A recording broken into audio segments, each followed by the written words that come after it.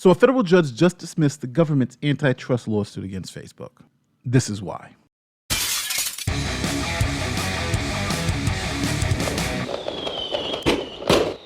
Hey, my name is Nate the Lawyer. Welcome to the channel. If it's your first time here, don't forget to like this video, share this video, subscribe to the channel if you like what you hear. So this is going to be an explanation on why this federal judge just dismissed the government's antitrust claims against Facebook. So a couple of days ago, the stock market cheered the ruling by this federal judge that dismissed the government's lawsuit against Facebook. Now, that announcement sent Facebook shares surging by more than 4%, which pushed the social media network's value to more than $1 trillion. Now, the government's complaint was simple. By using its vast troves of data and money, Facebook has squashed or hindered what the company perceived as potential threats. They've reduced choices for consumers. They stifled innovation.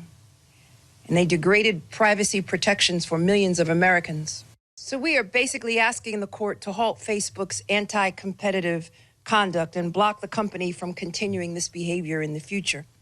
We are also asking the court to provide any additional relief it determines is appropriate, including divestiture of illegally acquired businesses and or Facebook's assets or businesses, which is necessary to restore competition. Facebook was abusing its market power in the personal social networking market by crushing their competitors.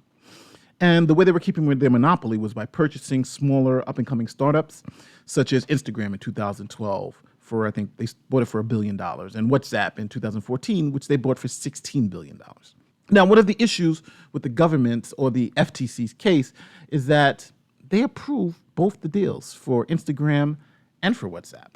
For instance, when it comes to Instagram, the FTC approved the sale of Instagram to Facebook by a vote of 5-0, claiming that there were no issues. And the FTC could have blocked Facebook's purchase of WhatsApp for $16 billion, but it didn't. And that's what the judge mentioned in his opinion.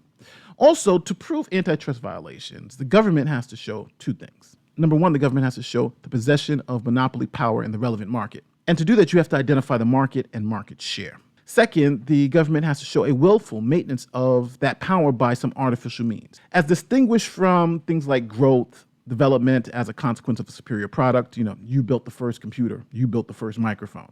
Then obviously you're going to have a monopoly on microphones. Or business acumen or some historical accident. Now, this is also known as the anti-competitive element. Now, U.S. District Judge James Bosenberg ruled that the evidence presented by the government was legally insufficient to show that Facebook was a monopoly or willfully maintained its power artificially. Now, for example, when it comes to whether Facebook is a monopoly, the government only alleges that Facebook has maintained a dominant share of the U.S. personal social networking market in excess of 60% since 2011. Now, when you look at that number, comparing it to other monopolies, for instance, Microsoft had a 90% market share in the 90s, and now it's about 75% when they were found to be a monopoly. AT&T was the sole provider of telephone services in the United States when they were found to be violating antitrust laws. And let's not forget, Google's current market share is between 70 and 80% as of right now. Now, when it comes to Facebook's market share, to see if they actually had a monopoly, the complaint was just written poorly, and the judge points this out. The court is thus unable to understand exactly what the agency, the government's 60-plus figure is even referring to, let alone able to infer the underlying facts that might substantiate it. So even though the government said Facebook has 60% market share of something, they didn't tell you what, and they didn't even tell you how you got to the number. They just said it's 60 plus. And the court is like, well, that's not enough.